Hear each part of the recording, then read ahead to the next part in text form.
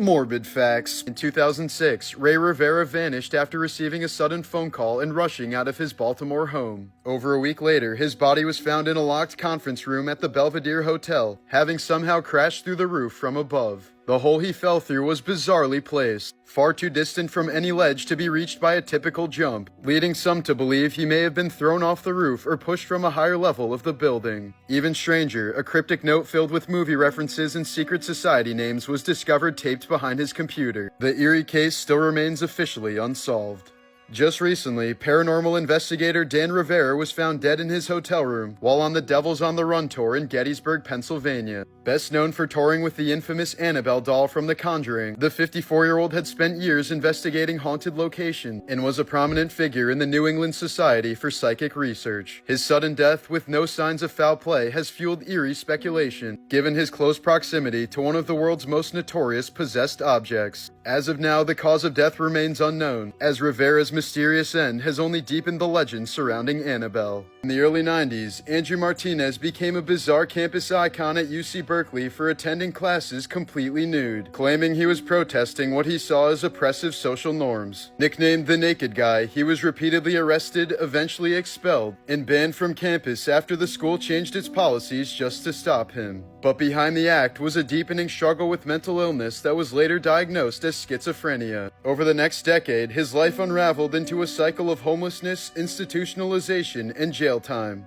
In 1965, 22-year-old Lester Eubanks brutally murdered 14-year-old Mary Ellen Diener after attempting to rape her behind a house near a laundromat, shooting her twice, going home to change, then returning to bludgeon her to death with a brick upon realizing she was still alive. He was sentenced to death, but in 1972, just 3 days before his scheduled execution, Lester's sentence was commuted when Ohio temporarily suspended the death penalty. Declared a model prisoner, Eubanks was granted a bizarre privilege the next year, an unsupervised Christmas shopping trip at a mall. At some point, he walked away and simply vanished, and has been on the run ever since.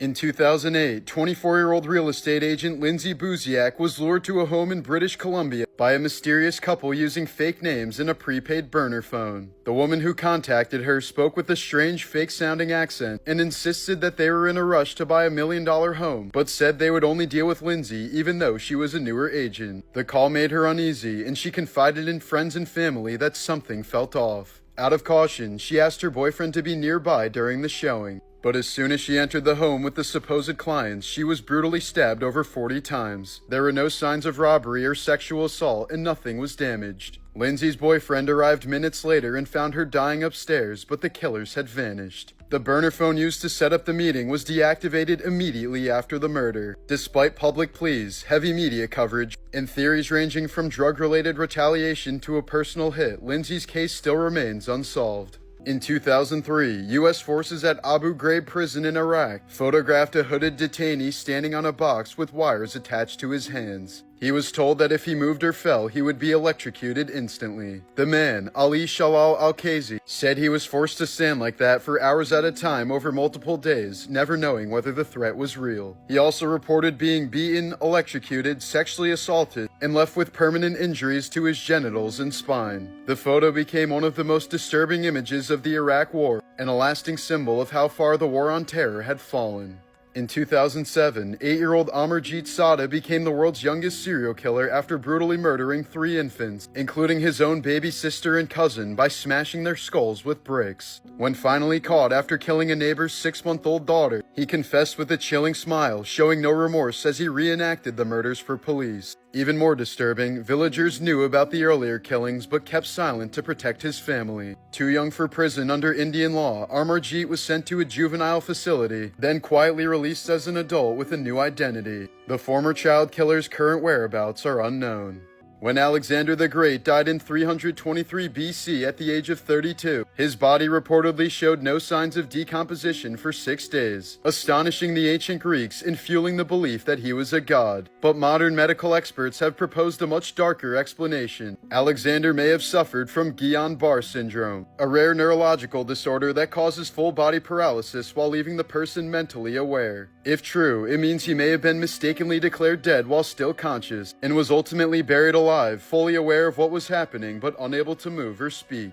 In 1969, the Black Panthers launched a free breakfast program that fed thousands of hungry kids before school in the poorest black communities. But J. Edgar Hoover and the FBI saw it as a threat to national security, apparently fearing that it would make the Black Panthers look too humane. So in response, in multiple cities, police raided kitchens at dawn, tearing apart food supplies and in some cases even urinating on the groceries, making it clear that feeding black children was more threatening than letting them starve. In January of 2024, 29-year-old Nolan Arbaugh became the first human to receive a Neuralink brain implant after being paralyzed in a diving accident. Though the surgery was celebrated as a milestone, things quickly unraveled. 85% of the device's threads retracted from his brain, crippling its function. Neuralink scrambled to deploy emergency software fixes just to keep it working, allowing Nolan to play chess and move a cursor with his thoughts. The surgery carried serious risks including infection, brain damage, and long-term complications. Arbaugh's implant was never removed, and the company hasn't disclosed the full extent of its ongoing effects. In 2017, retired U.S. Army Colonel David Will Riggins was awarded $8.4 million in a defamation lawsuit after a woman publicly accused him of raping her decades earlier when they were cadets at West Point. Just as Riggins was being considered for promotion as Brigadier General, the accusation was posted on a blog, effectively derailing his military career. But an investigation soon found no supporting evidence, and a Virginia jury later determined the woman's claims were provably false. Although the final payout was reduced to around $2.3 million, Riggins said he was grateful to have his name cleared, even if the damage to his career couldn't be undone. In July of 2023, Australian woman Erin Patterson invited her ex-in-laws and their relatives over for lunch, serving them a homemade beef Wellington laced with one of the deadliest fungi on Earth, death cap mushrooms. Within a few days, 3 of them were dead from agonizing organ failure, and a 4th barely survived after a liver transplant. Patterson claimed it was a tragic accident, but investigators found damning evidence, including a food dehydrator tied to the poison and inconsistent stories about where the mushrooms came from. She was recently convicted of 3 counts of murder and likely faces life in prison.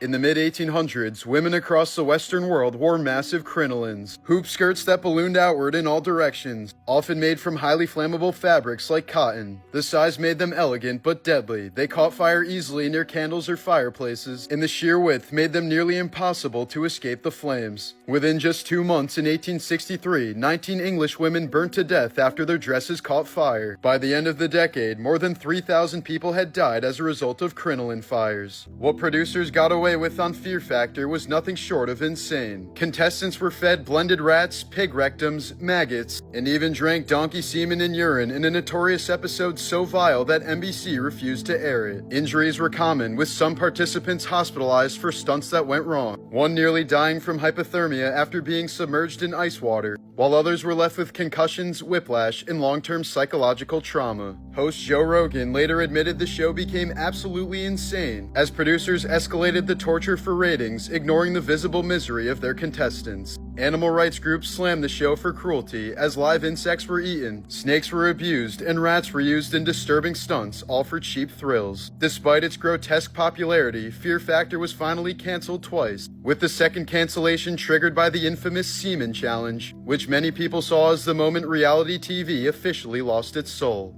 While filming Black Panther and other Marvel movies, Chadwick Boseman was secretly undergoing intensive treatment for stage 3 colon cancer, enduring surgeries and constant chemotherapy between shoots. Even most of the cast and crew had no idea that Chadwick was sick. He kept his diagnosis completely private, sharing it only with a small circle of family, his producing partner, and a few close confidants. Despite the pain and exhaustion, Boseman still continued to visit children with cancer at St. Jude's Hospital. Many of the kids he visited passed away before Chadwick did, never knowing that their hero was also fighting the same battle. In November of 1990, Life magazine published this haunting photo of AIDS activist David Kirby on his deathbed, surrounded by his grieving family in an Ohio hospital. Captured by photographer Therese Frere, the image became known as the photo that changed the face of AIDS. It humanized the epidemic at a time when stigma and fear were rampant, showing the devastating personal toll of the disease. With his family's consent, the photo was shared globally, sparking empathy, outrage, and awareness, ultimately helping to shift the public perception of AIDS. In 2019, Daniela Lace left a Marilyn Manson concert in Ontario while heavily intoxicated and drove the wrong way down a residential street, crashing into a home and rupturing a gas line. 15 minutes later, the house exploded, destroying 4 homes, injuring 7 people including first responders, and causing an estimated $10 to $15 million in damage. Lace was sentenced to 3 years in prison after pleading guilty to impaired driving causing bodily harm. In a bizarre twist, she and her father later sued the concert venue's alcohol vendor, claiming they were responsible for overseeing her and allowing her to drive drunk. The Bodies exhibit, which displays real human cadavers preserved through plastination, has long been shrouded in controversy due to allegations that many of the bodies were sourced from Chinese prisons without consent. Human rights groups believe that some of the corpses may belong to executed prisoners or political dissidents, including members of persecuted groups like Falun Gong. In 2008, the exhibit's parent company was forced to admit that it couldn't verify the origins of the bodies, posting a disclaimer that some remains may have come from Chinese prisoners. Visitors may unknowingly be viewing the dissected bodies of people who died under horrific conditions. Ted Cassidy, best known for playing Lurch in the original Addams Family, was 6 feet 9 inches tall. He died from a botched surgery to remove a tumor from his heart, which resulted from the condition of acromegaly that caused his iconic voice, facial structure, and towering height. After leasing the World Trade Center just weeks before 9/11, Larry Silverstein filed an insurance claim arguing that the attacks on the Twin Towers constituted 2 separate terrorist events, entitling him to double the $3.5 billion per occurrence payout. The case went to court, where the court agreed with Silverstein for 9 of the 20 insurance companies, forcing them to pay double. In total, Silverstein received around $4.55 billion for the collapse of the World Trade Center. In 1991, 5 young boys vanished while searching for salamander eggs on a mountain in South Korea, earning them the nickname the Frog Boys. Despite a massive nationwide search, their remains weren't discovered until 2002, just a few miles from where they disappeared. Initially ruled as deaths by exposure, an autopsy revealed that 4 boys had suffered blunt force trauma to the head and 1 had a gunshot wound. Even more unsettling, their clothes were found tied together with bullets wrapped in them. The site was suspiciously close to a military training zone, but police refused to investigate any military involvement. No one has been held accountable to this day. In 2020, Canadian actor Ryan Grantham, known for his roles in Riverdale and Diary of a Wimpy Kid, shot and killed his 64-year-old mother while she was playing piano in their home, then filmed the aftermath on a GoPro. Grantham then packed his car with guns, ammunition, Molotov cocktails, and a map to Prime Minister Justin Trudeau's residence, allegedly planning to assassinate him. But instead, he drove to a police station and turned himself in. During the trial, it was revealed that Grantham was suffering from severe depression and suicidal thoughts. He pleaded guilty to second-degree murder and was sentenced to life in prison with a possibility of parole in 14 years. In 1988, expert skydiver Ivan McGuire boarded a plane in North Carolina to film a routine jump from 10,000 feet. With over 800 jumps under his belt, he was calm, confident, and fully focused on capturing the perfect footage. His helmet camera recorded everything, his smooth exit from the plane, the free fall, and the other jumpers floating below. But partway through the descent, McGuire began frantically patting his back, expressing confusion that quickly turned to panic. Just seconds before impact, his voice can be heard yelling, "Oh my God, no!" He was apparently so focused on filming that he had jumped without a parachute. In 2014, comedian Tracy Morgan was critically injured in a car crash on the New Jersey Turnpike when a Walmart tractor-trailer suddenly slammed into his limo van. The collision killed his close friend and fellow comedian James McNair and left Morgan with a broken femur, broken ribs, broken nose, and a traumatic brain injury. Doctors initially feared he might not survive, and he remained in a coma for over a week. The truck driver had reportedly been awake for more than 24 hours, prompting Morgan to sue Walmart for negligence. The company ultimately settled the lawsuit outside of court, and Tracy has publicly forgiven the driver. In 1980, a man named John Burgess, who had lost over $750,000 while gambling, attempted to extort money from Harvey's Resort Hotel in Nevada by planting one of the most sophisticated homemade bombs the FBI had ever seen. Disguised as a copy machine and weighing over 1,000 pounds, the device was placed on the second floor of the casino along with a ransom note demanding $3 million. The FBI evacuated the building and spent hours trying to disarm the bomb, but when they attempted to disable it using a controlled charge, the entire device detonated. The explosion damaged much of the building and caused over $18 million in damage, but miraculously no one was killed. Burgess was later arrested, convicted, and died while in prison. Mexican painter Frida Kahlo's life was a haunting mix of brilliance and suffering. After contracting polio at age 6, classmates called her Frida the Cripple. At 18, she was nearly killed when a steel handrail impaled her during a bus crash, entering through her pelvis and exiting her abdomen. Her spine, pelvis, collarbone, and foot were completely shattered. She endured over 30 brutal surgeries, spent months in body casts, and painted while bedridden. Frida later suffered 5 to 7 miscarriages as a result, with one nearly killing her from blood loss, and she captured the horror in disturbing works like Henry Ford Hospital, showing herself naked, bleeding, and surrounded by a floating fetus and surgical tools. Later on, gangrene took her leg, only deepening her depression. She filled her diary with dark images and wrote, "I am not sick, I am broken." Though officially ruled a pulmonary embolism, many believe she intentionally overdosed at 47. Her final diary entry read, "I hope the exit is joyful, and I hope to never return." In 2007, Miles Teller narrowly survived a horrific car crash when the vehicle he was inside of flipped 8 times at nearly 80 miles per hour, ejecting him through a window and flinging his body over 30 feet. He was found unconscious and covered in blood, with deep facial gashes and a broken wrist, injuries that required years of painful laser treatments. As if that weren't enough, within the next year, Miles lost 2 of his closest friends in separate vehicle accidents just weeks apart. One was killed in a motorcycle crash and the other in a car accident, both devastating losses that deeply affected Teller in his early 20s. As a result, the actor developed a profound sense of gratitude and now takes nothing for granted, an outlook that deeply influences both his personal life and career. In 1992, Annette Herfkens was the sole survivor of a plane crash that killed all 30 others on board, including her fiancé. The aircraft went down in the remote Vietnamese jungle just 50 minutes into the flight. Trapped inside the mangled wreckage with a collapsed lung, broken ribs, and surrounded by rotting corpses, she was too injured to leave the crash site. For 8 days, she fought to stay alive by drinking rainwater as the stench of death closed in. As her body weakened, she even considered cannibalizing the bodies around her, but didn't have the strength for it. When rescuers finally arrived, she was barely conscious, buried in wreckage and decay next to the corpse of the love of her life, but she eventually made a full recovery. In 2013, Caleb McGilvery, aka Kai the hatchet-wielding hitchhiker, went viral after a wild TV interview where he described stopping an attacker with a hatchet, shouting, "Smash! Smash! Smash!" But just a few months later, he was arrested for the murder of 73-year-old lawyer Joseph Galfi in New Jersey. Galfi was found beaten to death in his own home, as Kai had reportedly punched, kicked, and stomped him until he died. Kai claimed it was self-defense after being drugged and sexually assaulted, but prosecutors said there was no evidence in his favor. He was convicted of first-degree murder in 2019 and sentenced to 57 years in prison. In 2014, Jose Salvador Alvarenga was rescued after surviving 438 days lost at sea, a journey that began when his fishing boat was blown off course in Mexico. He drifted over 6,000 miles across the Pacific in a small boat, surviving by eating raw fish, turtles, and seabirds, while drinking rainwater, turtle blood, and his own pee. When he finally washed ashore in the Marshall Islands, he was sunburnt, emaciated, and clutching a knife in terror. Though his story was initially met with skepticism, experts later confirmed it was entirely plausible, setting the record for the longest solo survival at sea by far.